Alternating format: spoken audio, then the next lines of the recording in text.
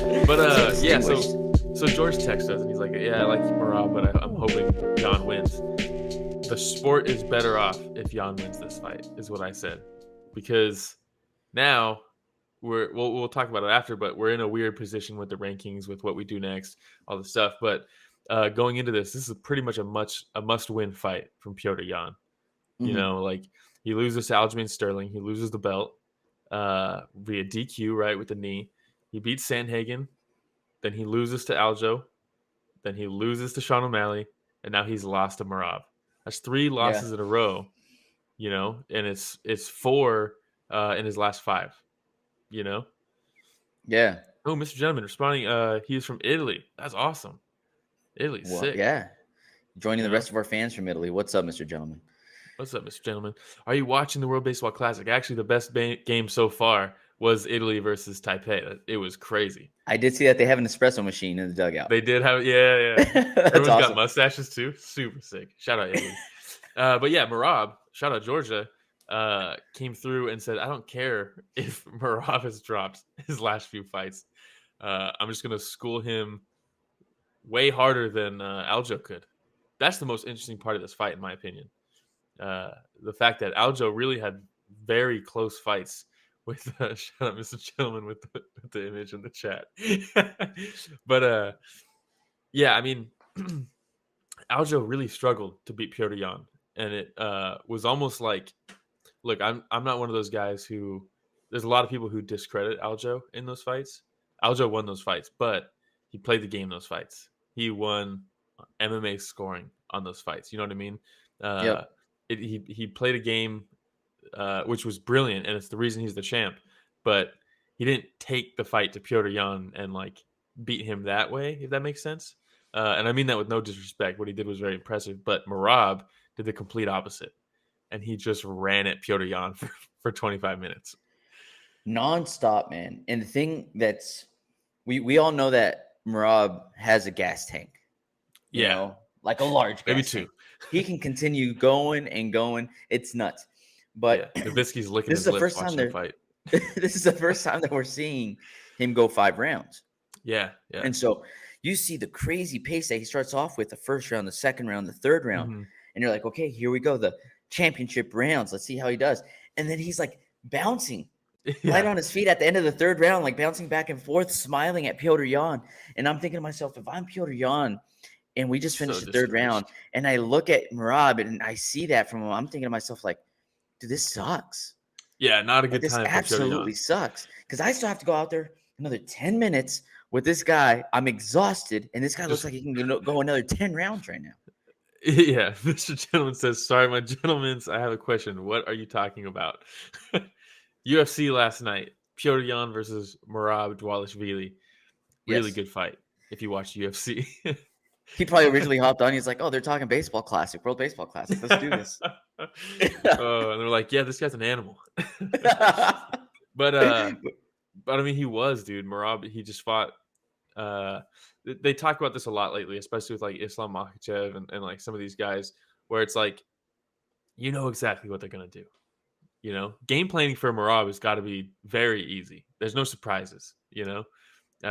And then after that first round, you're like, all right, yeah, that's exactly what we expected. Uh, but can you stop it? How do you stop it? The only person who's been able to stop it so far was Jose Aldo, but he played defense the whole fight, so he lost it. So even if you can negate everything that he's doing, you're still not winning. You know what I mean? Yeah, and man, it was such a simple game plan for Merab. Mm-hmm. It was just Yeah, executed to the T, yeah, and I think it's just the nonstop pressure and the pace at which he was going at the entire 5 rounds, which is overwhelming for Piotr Jan, and I think it's overwhelming for anybody else that would actually be going up against Merab. Now he kept on doing that simple move too, where he'd come in and he'd go for the leg pick and come up with a hand at the oh same yeah, time. pushing back. Mm-hmm. Yeah. And so it was very simple. He did that Yeah, so many times last night. And he'd go up, and as soon as Piotr would try to sprawl or guard the takedown, he'd come up and land a couple shots up top. yeah. Or he'd do that, and Piotr wouldn't defend, and then he would just go for the single leg like we see right now. And then Mm-hmm. He had over 40 takedown attempts last night. So yeah, I'm looking at the stats right now. Also, Petr Yan's takedown defense is fucking next level. It is insane. His takedown defense is incredible. Yeah. But when you shoot 49 times, it doesn't matter how good it is because he still took him down 11 times. That's insane. It's a game of He numbers. also Petr Yan landed 75 strikes out of 143. That's enough to get a win in some fights. In a lot of So fights, that's enough to get a win. That he did pretty damn very good. efficient. But Merab landed 147 out of 338 attempt. How do you attempt 338 strikes? That's like Robbie Lawler versus And Johnny 49 Hendricks takedown attempts. and 49 take. It's usually one or the other. Most Wow. people don't do both. That's incredible. Shout out I mean, George, Morning Mates. hey, George. The nickname, Yeah. though, the Machine, could there be a more perfect nickname? I know the Machine. It's perfect. It's a perfect nickname. And Petr Yan, I mean, I felt for him in this fight, dude. Like, it's just such a frustrating fight to be in. Shout out George. Shout out his cat. I'm assuming that's his cat in his profile picture. But I mean, but now here's the problem. What's next? Right? What's next for Petr Yan? Because now he's dropped his last 3 fights. Like I said, he's dropped 4 out of his last 5. Like, what's next for him puts him in a really tough spot. But also he's only losing to the best, right? People will argue, oh, Sean O'Malley's not the best, but sorry, he kind of is. He beat your boy. But now Merab is openly talking about how he's never going to fight Aljo. So Aljo's booked against Cejudo. They've already said if he gets through Cejudo, they already have the next fight lined up. That's super rare in the UFC, right? Sean O'Malley's going to fight him next if he beats Cejudo. Shout out HLB Comer. Hey. But if let's say Aljo does that, right? He beats Cejudo, he beats Sean O'Malley, then he moves up. But what does that do for Merab? Is he just going to gatekeep title fights for Aljo? It puts him in a really tough position, man. I mean, we don't know where everybody is financially, but we know that fighters aren't breaking the bank with their fights. They have to stay active a lot of times just to stay afloat. So, I mean, I don't know where Merab is, but my guess is he has to fight. He can't wait while Aljo fights twice. He can't. There's no way. HLB Comer says there are rumors Yan is battling some injury, but to me it looks more mental. Yeah, it looked mental to me too. He looked like, I mean, also how do you just ignore 49 takedown attempts to be able to get your shot off?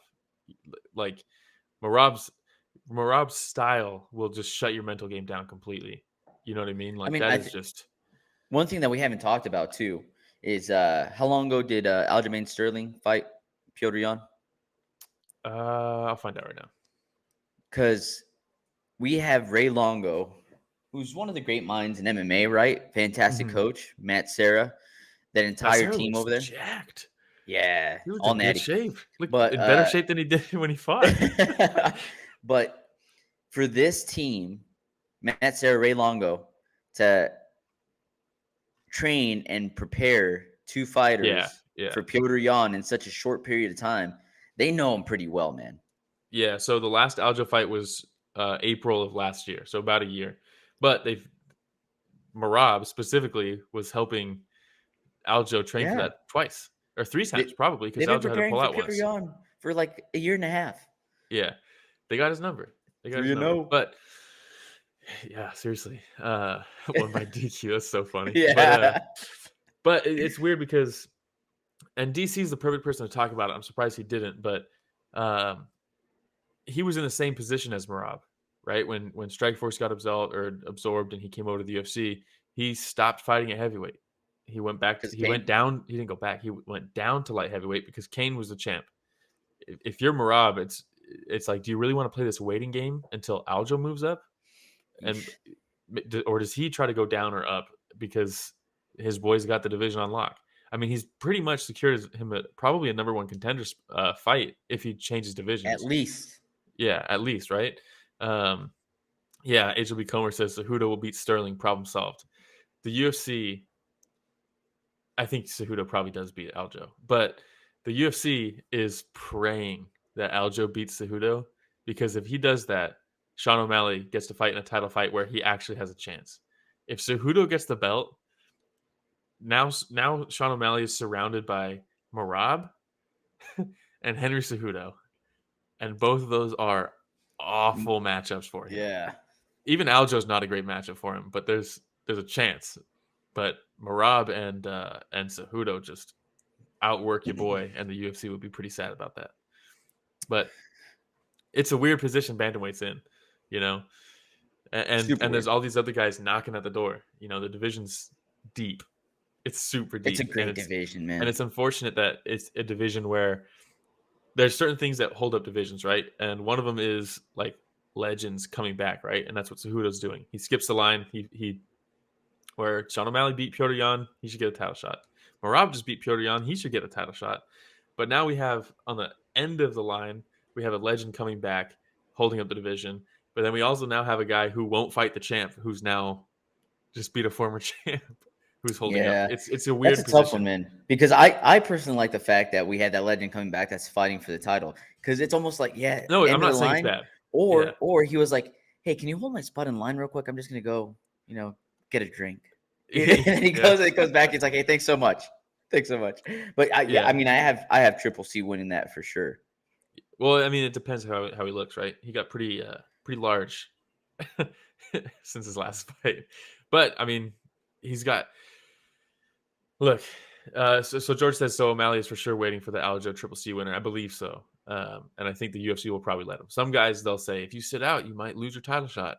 O'Malley's not going to lose his title shot. There's no way the UFC is going to do that. But Triple C, say what you want about him and his persona, all this stuff. That guy's mind is incredible, just absolutely incredible.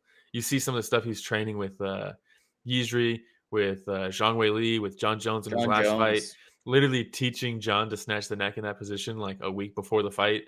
I mean, the guy's mind is incredible. So if anybody can get past the physical hurdles, if there are any, it's someone like that, dude, he's low key a fantastic coach. Dude, not low key. And you hear the people that have trained with him, and they have nothing but great things to say about him. Bro, DJ, Mighty Mouse talks about him all the time. He goes and trains with him all the time now. They're good friends.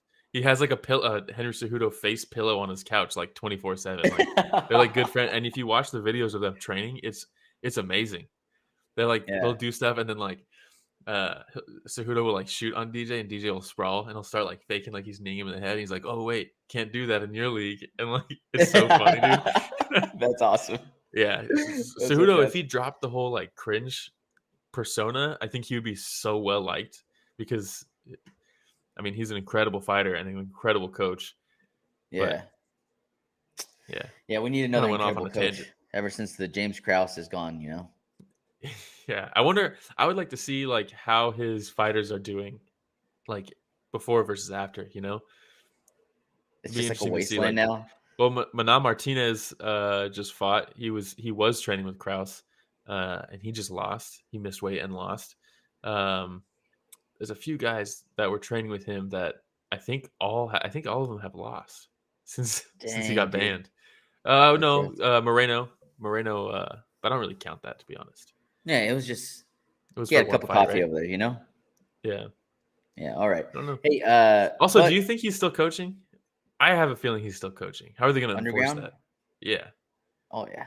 How are they going to enforce that? Yeah. They don't have somebody just checking in on the gym every single day, Yeah, they got PIs just following him around 24/7. Yeah, underground coaching for sure.